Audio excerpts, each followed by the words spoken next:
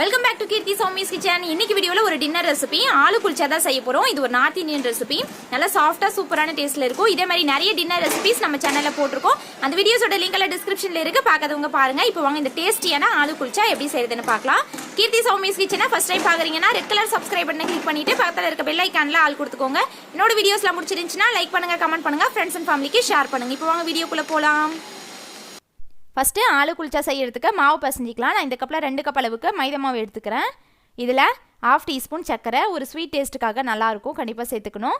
இதில் 1/2 டீஸ்பூன் உப்பு, இது கூட 3/4 டீஸ்பூன் பேக்கிங் பவுடர் சேர்த்துக்கிறேன். இது கண்டிப்பாக சேர்க்கணும், அப்போ தான் குல்ச்சா நல்லா சாஃப்டாக இருக்கும். இது கூட 1 டேபிள் ஸ்பூன் அளவுக்கு பட்டர் சேர்த்துக்கிறேன்.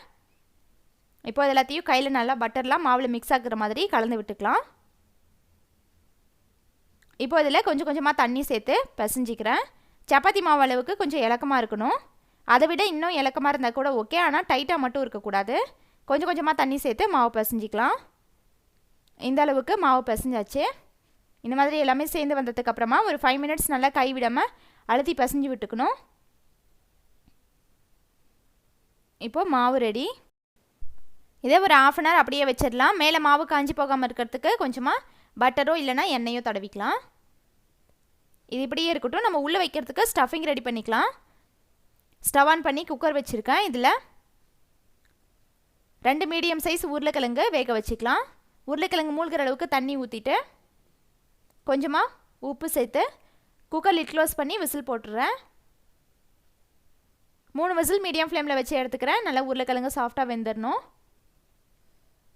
இப்போது உருளைக்கிழங்கு வெந்ததுக்கப்புறமா மேலே இருக்கிற தோலெல்லாம் எடுத்துகிட்டு இந்த மாதிரி கத்தி வச்சு கொஞ்சம் ஸ்லைஸாக கட் பண்ணி விட்டுக்கலாம். சூடாக இருக்கும் போதே கட் பண்ணிக்கோங்க. ஆறிடுச்சுன்னா உருளைக்கிழங்கு ஒரு மாதிரி ரப்பர் மாதிரி ஆயிரும்.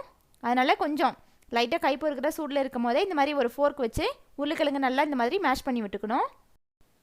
குக்கரில் ப்ரெஷர் ரிலீஸ் ஆன உடனே தண்ணியிலேருந்து உருளைக்கிழங்கு எடுத்துருங்க. ரொம்ப நேரம் தண்ணியில் விடக்கூடாது. இப்போ இந்த கப்பில் 1 கப் அளவுக்கு நல்லா பொடியாக நறுக்குன வெங்காயம் சேர்த்துக்கிறேன். இது கூட நறுக்குன கொத்தமல்லி தழை, 1 பச்சை மிளகாய் குட்டி குட்டியாக கட் பண்ணி சேர்த்துக்கிறேன். இதில் கொஞ்சமாக ஒரு 1/4 டீஸ்பூன் துருவின இஞ்சி, 1/2 டீஸ்பூன் உப்பு சேர்த்துக்கலாம். இது கூட 1 டீஸ்பூன் மிளகாய் பொடி சேர்த்துக்கிறேன். இது கூட ஒரு 1/4 டீஸ்பூன் சீரகப்பொடி, 1/4 டீஸ்பூன் மிளகு பொடி, 1/4 teaspoon garam masala, 1/4 teaspoon chat masala சேர்த்துக்கிறேன். சாட் மசாலா இல்லைன்னா அதுக்கு பதிலாக 1 டீஸ்பூன் லெமன் ஜூஸ் சேர்த்துக்கோங்க. இப்போ எல்லாத்தையும் கை வச்சு நல்லா கலந்து விட்டு மசாலா உருளைக்கிழங்கு கூட மிக்ஸ் ஆகிற மாதிரி கலந்து எடுத்து வச்சுக்கலாம். இப்போ இதை இந்த சைஸில் கொஞ்சம் மீடியம் சைஸில் இந்த மாதிரி உருண்டையாக பிடிச்சி தனியாக எடுத்து வச்சுக்கலாம். இது ஆறிடுச்சுன்னா இந்த மாதிரி உருண்டை பிடிச்சின்னா கையில் நிறைய உருளைக்கிழங்கு ஒட்டும். அதனால் கொஞ்சம் சூடாக இருக்கும் போதே இந்த மாதிரி உருண்டை பிடிச்சி எடுத்து வச்சிடலாம். அவ்வளோதான். இப்போ நம்ம பிசைஞ்சு வச்ச மாவை 1/2 அன் ஹவர் நல்லா ஊறிடுச்சு. இப்போது இன்னொரு டைம் இதை கை வச்சு நல்லா பிசைஞ்சு விட்டுட்டு இதை 2 போர்ஷனாக பிரிச்சுக்கிறேன். இது ஒரு பாதி மட்டும் எடுத்து உருண்டை பிடிச்சிட்டு மேலே மாவு தூவி இதை தேய்ச்சிக்கலாம். இப்போது சப்பாத்தி கிட்ட வச்சு இதை எந்த அளவுக்கு நம்மளால் ஸ்ப்ரெட் பண்ணி தேய்க்க முடியுமோ அந்த அளவுக்கு நல்லா விரித்து தேய்ச்சிக்கணும். மாவு கட்டையில் ஒட்டுற மாதிரி இருந்துச்சுன்னா மேலே கொஞ்சமாக மாவு தூவி விட்டு இந்த அளவுக்கு ஸ்ப்ரெட் பண்ணதுக்கப்புறமா மேலே 1 டேபிள் ஸ்பூன் அளவுக்கு பட்டர் தடவிக்கிறேன். பட்டர் நல்லா சாஃப்டாக இருக்கணும். ரூம் டெம்பரேச்சரில் இருக்கிற மாதிரி பார்த்துக்கோங்க. இப்போ எல்லாத்தையும் நல்லா ஸ்ப்ரெட் பண்ணதுக்கப்புறமா இதோட ஒரு சைடில் இருந்து இந்த மாதிரி மாவை உருட்டிக்கலாம். இந்த மாதிரி உருட்டிட்டு இந்த சைடு எஜ்ஜெல்லாம் இந்த மாதிரி கையில் வச்சு நல்லா ஒட்டி விட்டுக்கோங்க. இப்போ இதை கட் பண்ணிக்கலாம். இந்த மாதிரி ஒரு போர்ஷனை நான் 4 சப்பாத்தியாக கட் பண்ணிக்கிறேன். குல்ச்சா கொஞ்சம் சின்ன சின்ன சைஸில் தான் இருக்கும். நல்லா பெரிய சைஸில் செய்கிறீங்கன்னா இதை 2 போர்ஷனாக கூட நீங்கள் கட் பண்ணிக்கலாம். இப்போ இந்த மாதிரி ஒரு உருண்டை மட்டும் எடுத்துகிட்டு இதை நல்லா உள்ளே அழுத்தி விட்டு இந்த மாதிரி உருண்டை பிடிச்சிக்கலாம். இப்போ தான் இந்த சைஸுக்கு தேய்ச்சிட்டு ரெடி பண்ணி வச்சுருக்க உருளைக்கிழங்கு ஸ்டஃபிங் எடுத்து உள்ளே வச்சு இந்த மாதிரி நல்லா கவர் பண்ணிக்கலாம். சைட்லலாம் நல்லா இழுத்து விட்டு இந்த மாதிரி கை வச்சு ப்ரெஸ் பண்ணி விட்டுக்கலாம். இப்போது இந்த அளவுக்கு வந்ததுக்கப்புறமா மறுபடியும் சப்பாத்தி கட்டை வச்சு தேய்க்க முடியாது. ரொம்ப மாவு சாஃப்டாக இருக்கும்.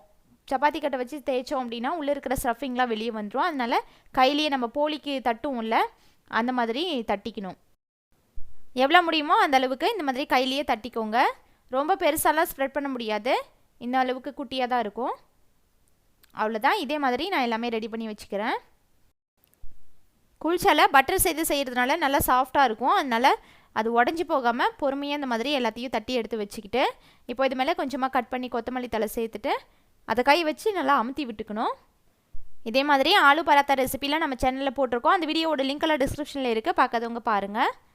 இப்போ ஸ்டவ் ஆன் பண்ணி தோசை pan வச்சுருக்கேன். இதில் நம்ம ரெடி பண்ணோம்ல ஆலு குல்ச்சா, அது மேலே கொத்தமல்லி தழை சேர்த்துருக்கோம்ல, அதுக்கும் ஆப்போசிட் சைடில் தண்ணி நார்மல் வாட்டர் நல்லா அது மேலே தேய்ச்சிட்டு தோசை pan மேலே போட்டோம் அப்படின்னா நல்லா ஒட்டிக்கும். தண்ணி நல்லா தடவிட்டு போட்டுக்கணும். இந்த மாதிரி திருப்பும் போது கீழே விழக்கூடாது, தண்ணி தேய்ச்சிருக்கிறதுனால விழாது. ஃப்ளேமை மீடியமில் வச்சுட்டு ஒரு சைடு ஒரு 2 மினிட்ஸ் வெந்ததுக்கப்புறமா இந்த மாதிரி டைரெக்டாக ஃப்ளேமில் காட்டணும். அது ஒரு 30 செகண்ட் காட்டணுன்னா போதும். ஹை ஃப்ளேமில் வச்சு காட்டக்கூடாது, மீடியம் லோ ஃப்ளேமில் வச்சுட்டு லைட்டாக இந்த மாதிரி ப்ரௌன் ஸ்பாட்ஸ் வரும். ஒரு 30 செகண்ட் காட்டுனா போதும். இந்த மாதிரி நல்லா உப்பி இந்த சைஸ்க்கு வந்ததுக்கப்புறமா மறுபடியும் திருப்பி போட்டு எடுத்துக்கலாம். இப்போ மேலே ஹீட்டாக இருக்கும் போதே பட்டர் தடவிக்கணும். பட்டர் தடவணுன்னா இது கொஞ்சம் லைட்டாக வந்து சூடு ஆறுனதுக்கப்புறமா நல்லா சாஃப்டாக இருக்கும். அவ்வளோதான். இப்போ இதை எடுத்துக்கலாம். தண்ணி தடவி இருக்கிறதுனால கொஞ்சம் எடுக்கிறதுக்கு டைட்டாக இருக்கும், அதனால் கொஞ்சம் பொறுமையாக எடுத்தோன்னா அவ்வளோதான், நம்மளோட ஆலு குல்ச்சா ரெடி. இந்த ரெசிபி நீங்களும் ட்ரை பண்ணிவிட்டு ஃபீட்பேக் கமெண்ட்ஸில் சொல்லுங்கள். இந்த வீடியோ பிடிச்சிருந்துச்சுன்னா லைக் பண்ணுங்கள், ஷேர் பண்ணுங்கள். கீர்த்தி சௌமிஸ் கிச்சனை சப்ஸ்கிரைப் பண்ணுங்கள். தேங்க்ஸ் ஃபார் வாட்சிங்.